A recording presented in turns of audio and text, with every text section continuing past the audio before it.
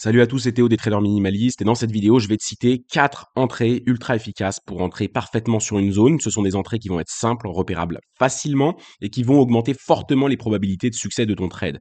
On va pas revenir sur toute l'analyse dans cette vidéo à chaque fois, à chaque entrée. L'objectif, c'est pas de revenir sur le décor de la stratégie, mais c'est de se focaliser sur la dernière confirmation, le setup en LTF qui va te faire cliquer sur acheter, sur vendre, qui va te faire rentrer sur le trade. Donc là, on est sur le pétrole, ok, peu importe la cotation, l'analyse technique est réplicable et partout pareil, hein, il suffit d'avoir des cotations suffisamment liquides pour pouvoir utiliser l'analyse technique, que ce soit avec des indicateurs, avec du price action, avec ICT, on s'en fiche.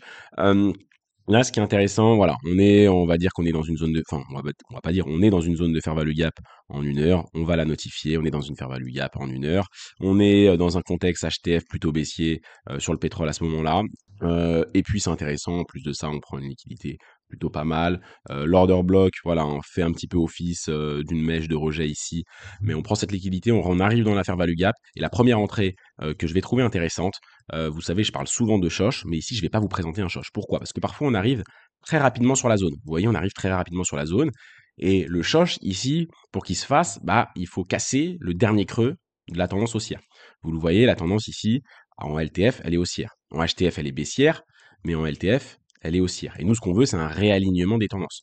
C'est-à-dire qu'on a un mouvement qui est baissier en HTF, et on veut qu'en LTF, on arrive à aligner aussi un mouvement baissier. Cet alignement d'un mouvement baissier HTF et d'un mouvement baissier LTF nous donnera des probabilités de succès très importantes dans le trade. Mais là, le problème, c'est que voilà, on arrive très fortement sur la zone. En fait, la dernière impulsion de ce mouvement aussi, hein, vous le voyez, on a des impulsions qui sont correctes, on a des impulsions qui sont correctes, boum, boum, boum, boum. Et là, on a une grosse impulsion. Et là, si on attend un shosh, bah évidemment, le shosh, il est un petit peu loin de la zone. Il est un petit peu loin de la zone, et donc on va devoir venir casser jusqu'ici. Et le problème, c'est qu'on aura peut-être essoufflé une grosse partie déjà du mouvement. Donc c'est un petit peu dommage de louper tout ce potentiel-là. Et donc, la première entrée, c'est une entrée en double BOS. Donc on va attendre de former un premier sommet, un premier creux, excusez-moi, comme c'est le cas ici. Et donc on va attendre une cassure franche de ce creux-là.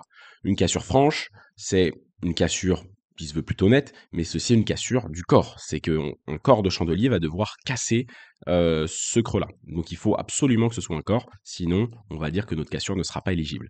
Là, on voit que pour l'instant c'est une mèche, c'est une deuxième mèche de rejet, donc c'est pas ce qu'on veut. On a toujours donc ce creux-là qui tient, c'est pas parce qu'il y a une mèche que c'est pas bon. En tout cas, si on le recasse par le corps, ça fera l'affaire. Et c'est ce qui va avoir lieu ici, voilà.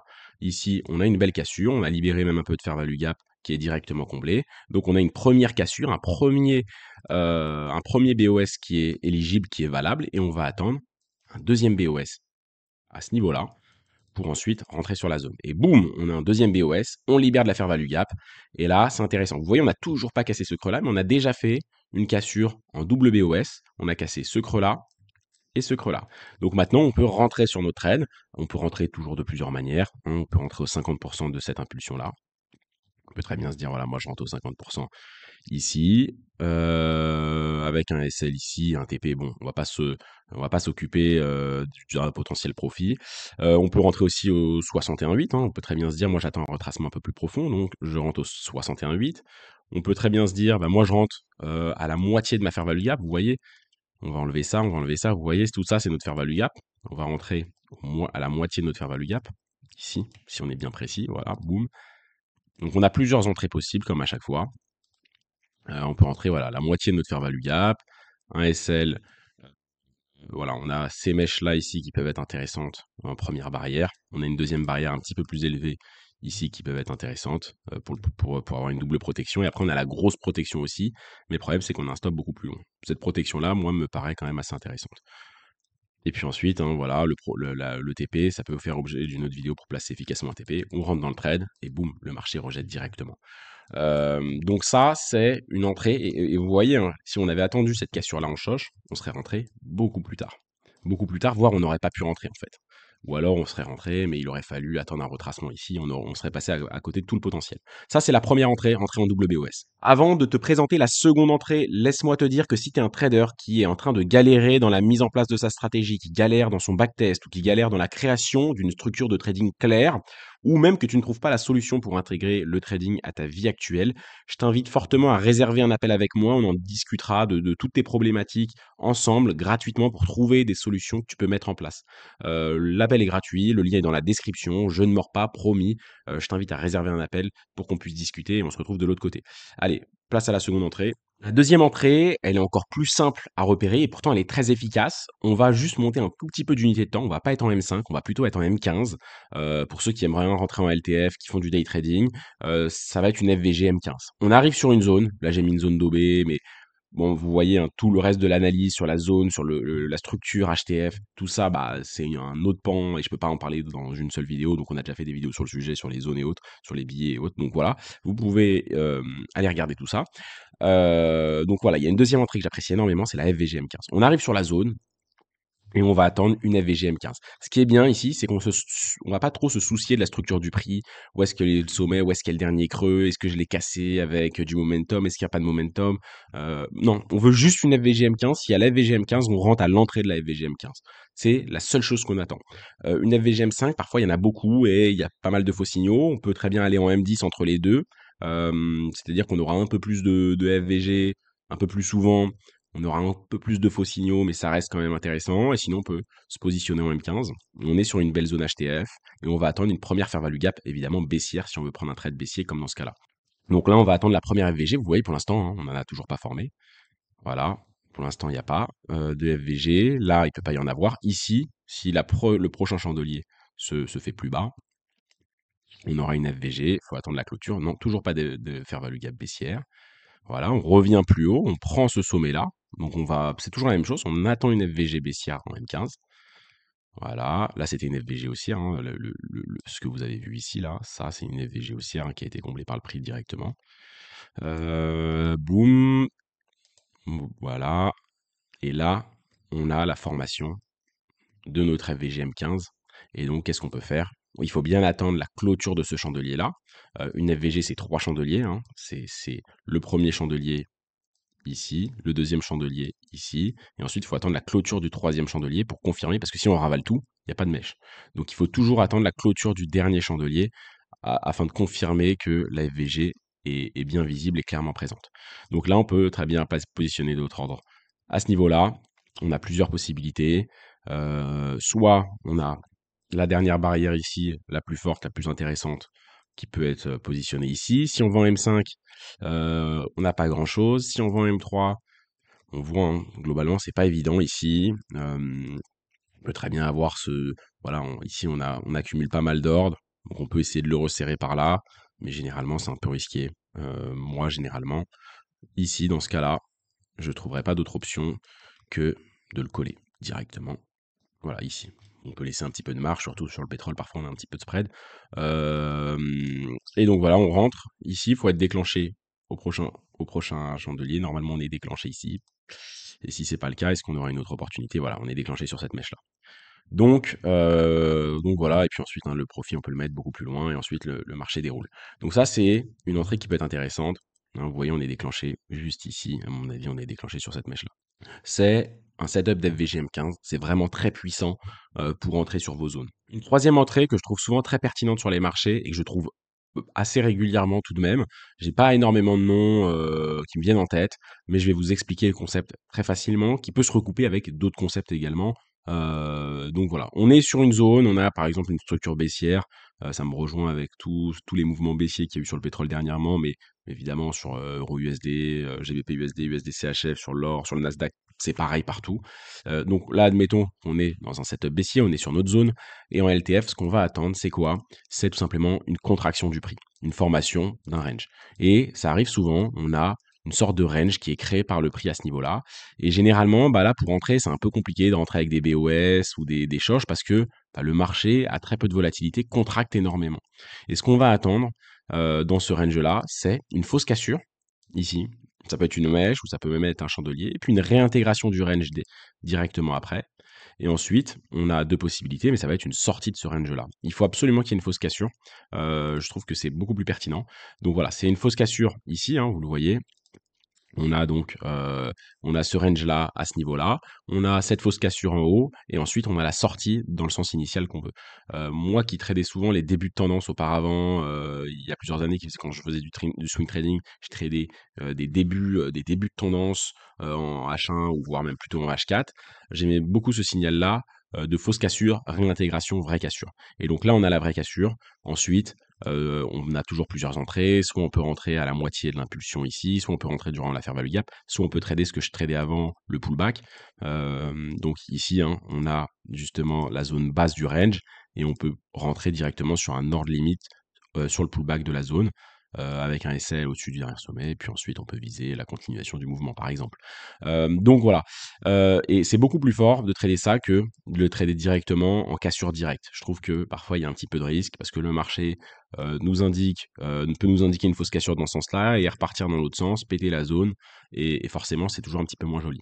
Dans mon cas concret, ça va donner, imaginons qu'on a une zone intéressante, on a un marché, vous voyez, qui commence à se contracter, les sommets, les creux sont à peu près tous au même niveau, et on a un marché qui se contracte énormément ici. Donc on pourra avoir une sorte de range. Bien évidemment, si on voit M3, on aura encore plus de précision et plus d'informations. Si on voit M1, moi j'y vais pas, mais on a un vrai range qui s'observe avec vraiment beaucoup de précision. On voit que le marché ici est dans une direction latérale, purement latérale, avec des creux qui sont à peu près tous au même niveau et des sommets qui sont à peu près tous au même niveau, malgré hein, cette mèche un petit peu plus forte. Donc voilà, là on a un range. Nous, ce qu'on veut, ou admettons qu'on ait un billet baissier et qu'on trade une zone à la vente. Nous, ce qu'on veut, c'est prendre le haut de ce range-là, hein, donc forcément cette mèche-là. Évidemment, j'ai pris un cas un peu d'irrégularité, mais ça fait partie du marché, il faut savoir s'adapter. C'est pas le range parfait. Le range parfait, c'est jamais le range qu'on voit comme ça, exactement parfait, avec des sommets et des creux au même niveau. Le marché est chaotique par définition, donc il faut s'adapter à ça. Donc là, ce qu'on veut, c'est une fausse cassure, ici, pour tout simplement, ça peut être une prise, voilà, certains vont l'interpréter comme une prise de liquidité. Nous avons parlé de fausse cassure réintégration. Finalement, peu importe, toutes les approches techniques se recoupent un petit peu. On a cette prise de liquidité, cette fausse cassure, et maintenant ce qu'on veut, c'est une vraie cassure de ce bas de range. Donc on a toute cette zone de bas de range par ici, qui va être intéressante pour nous à casser. Et boum, le marché la casse, la réintègre directement. Donc on aurait eu un peu chaud aux fesses. Ça dépend où on rentre, hein, vous voyez, la cassure est ici. Donc voilà, pour moi la cassure ici est effective, elle est intéressante parce qu'on casse ce creux-là, et pour moi on casse le bas de range. Ensuite, pour rentrer, c'est toujours pareil. On peut rentrer, voilà, admettons à 50% ici, avec un SL au niveau du dernier creux, et ensuite, boum, le marché nous exécute, on est un peu chaud aux fesses, et ensuite le marché délivre dans l'autre sens. Voilà, je trouve ça intéressant. Pourquoi cet exemple? Parce que c'est ce qu'on voit souvent quand la volatilité commence à se contracter. Bah forcément, le marché se contracte énormément et d'un seul coup, boum, ça va péter. Mais nous, ce qu'on veut, c'est que ça pète pas directement dans ce sens-là, soit par peur de perdre le mouvement, soit par peur d'avoir une fausse cassure et qu'ensuite, boum, le marché s'excite et nous prenne de façon un peu traître. Nous, ce qu'on veut, c'est l'inverse. C'est que le marché s'excite, évidemment, boum, nous prenne et ensuite sortent, nous file et boum, on peut y aller. On peut même faire des entrées au marché, hein. Moi, je parle d'entrée limite, mais on peut très bien faire des entrées au marché. On peut très bien se dire, on attend évidemment, on attend la fausse cassure, on attend cette cassure-là, mais on peut très bien se dire, bah, mon dernier creux est ici, une fois que c'est le cas et que mon chandelier est terminé, boum, je rentre directement au marché et je rentre pas en ordre limite. On peut très bien rentrer de cette manière-là, hein. Sans rentrer en ordre limite, excusez-moi, en rentrant bien au marché. Et la quatrième entrée possible, ça va être une entrée en IFVG ou également en avalante, parce qu'il y a un grand parallèle qui peut se faire entre l'IFVG, donc de l'école et de l'approche SMC-ICT, et l'avalante de l'approche plutôt price action traditionnelle. L'IFVG, Inverted Fair Value Gap, on va voir ce que c'est directement et comment entrer sur une IFVG, ça peut être très intéressant. Donc, on a une zone intéressante, on a un billet haussier, on veut un réalignement du mouvement, LTF, HTF, et donc, on va arriver sur notre zone très fortement. On a une zone, on a aussi un niveau qui peut être pris de façon assez intéressante. Et comme on le voit, on va former une fair value gap ici, qui a été en partiellement comblée, mais une fair value gap ici, baissière. Alors que nous, bah, on veut trader à l'achat. Donc, cette IFVG, enfin cette fair value gap qui est dans le mauvais sens, on va vouloir faire en sorte que le prix ne vienne pas à la combler pour ensuite repartir dans ce sens-là, parce que nous, on veut trader à l'achat. Donc, on veut que le prix ne respecte pas cette fair value gap et tout simplement nous montre un signe de retournement. Donc, on va faire défiler les chandeliers et ce qu'on va voir, voilà, le prix repart un petit peu plus bas, il reprend pas ce lot et il vient combler cette fair value gap parfaitement, comme si on allait repartir à la baisse. Mais sur le chandelier d'après, qu'est-ce qu'il fait? Boum, il vient totalement, disrespect la fair value gap. Donc on a une fair value gap qui, a été comblée, certes par le prix, on aurait pu croire avec cette belle mèche millimétrée sur le bout de la fair value gap que la fair value gap allait être respectée. Mais sur le chandelier d'après, qu'est-ce qu'on a? On a, voilà, une réintégration totale, de cette fair value gap. Et si on monte d'unité de temps, cette IFVG, cette inverted fair value gap, cette fair value gap non respectée, bah, en M15, c'est une sorte de d'Avalante finalement. Pourquoi? Parce que si j'enlève, voilà, cette fair value gap là, on a, ce chandelier là qui a ravalé celui-ci et qui a limite ravalé celui-ci au même niveau. Donc en fait, on a un chandelier, alors voilà, la valente parfaite, il faut que la mèche soit en dessous et tout, mais bon, ça nécessite un petit gap, donc en LTF, c'est pas vraiment visible. Mais bref, passons. Là, on a une très belle avalante parce qu'elle réavale le corps de ce chandelier-là et de ce chandelier-là. Donc, on a un chandelier de 15 minutes qui réavale le corps de 2 chandeliers de 15 minutes. Donc, en 15 minutes de cotation, on réintègre, on réavale 30 minutes de cotation. Donc, cette engulfing ou avalante en français, elle est très jolie et elle correspond parfaitement à l'IFVG en LTF. Donc une IFVG M5, hein, on pourrait l'écrire, mais c'est assez intéressant. Donc je vous l'ai écrit ici, mais une IFVG M5, ça peut être une engulfing M15. Et donc ce signal-là est quand même, je trouve, très intéressant pour entrer sur le marché, parce qu'on ne respecte pas la fair value gap M5. En plus de ça, ce qui est intéressant, bah en plus on a un petit BO, un break of structure, alors pas un choche, hein, parce que le choche, faudrait viser plutôt le creux plus haut, hein, ce creux-là. Ça, c'est pas un sommet, ce sommet-là, ça c'est pas un sommet qui a formé un creux plus bas, donc c'est pas un sommet éligible au choche, c'est simplement un sommet éligible au BOS. IFVG, Avalante, c'est génial. Ensuite, c'est comme d'habitude, il y a toujours plusieurs manières de rentrer. Mais là, c'était vraiment sur la confirmation. Voilà, le marché revient un petit peu et ensuite le marché réagit parfaitement. J'ai pris cet exemple sur l'or dernièrement, la semaine dernière, je m'en souvenais, il est vraiment très intéressant. C'est pas un trade que j'ai pris personnellement, mais en tout cas, j'ai suivi cette opportunité sous mes yeux de façon très pertinente. Donc voilà, l'IFVG M5 ou Avalante M15, ça reste toujours un signal qui est très fort. Toutes ces confirmations ne se traitent pas de façon pure, directement par le prix de cette façon-là. C'est beaucoup trop nature pour l'être. Mais ça, je pense que c'est compris. Et surtout, surtout, surtout, laissez un petit like. Ça fait toujours plaisir de voir que vous appréciez les vidéos. Donc, laissez un petit like, c'est vraiment, ça ne vous coûte rien et ça nous référence. Un petit commentaire aussi si vous pouvez. Vous abonner à la chaîne et ça nous permet d'être plus nombreux, de donner de plus en plus de visibilité à nos vidéos et d'aider un maximum de personnes. Donc voilà les gestes simples à faire. Merci beaucoup de les avoir faits et moi je vous dis à la prochaine vidéo.